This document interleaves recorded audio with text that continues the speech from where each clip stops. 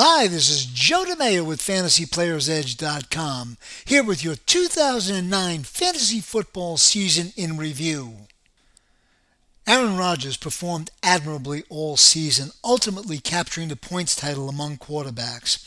He was followed by Drew Brees, Peyton Manning, Matt Schaub, and Phillip Rivers. Tom Brady, Tony Romo, Ben Roethlisberger, Brett Favre, and Kurt Warner rounded out the top 10. Jay Cutler was the biggest disappointment among quarterbacks during the 2009 campaign, but others, specifically Matt Hasselbeck, Matt Ryan, and David Garrard, also underachieved. Next season, keep an eye on Joe Flacco, who showed flashes of brilliance this season, as well as Alex Smith and youngster Josh Freeman for the Tampa Bay Buccaneers. Matthew Stafford and Mark Sanchez are still a year away from being productive fantasy performers. Chris Johnson has clearly established himself as the number one pick in the 2010 fantasy football drafts. Johnson pulled away from the pack in the running back points race, with Maurice Jones-Drew and Adrian Peterson a distant second and third respectively. Ray Rice had a brilliant season, while old standbys Ricky Williams, Thomas Jones, and Steven Jackson performed admirably.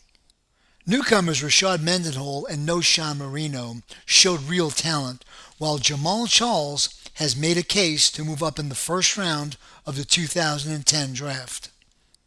Matt Forte and Brandon Jacobs were major disappointments during the 2009 season, while old standby LaDainian Tomlinson seemingly has his best days behind him.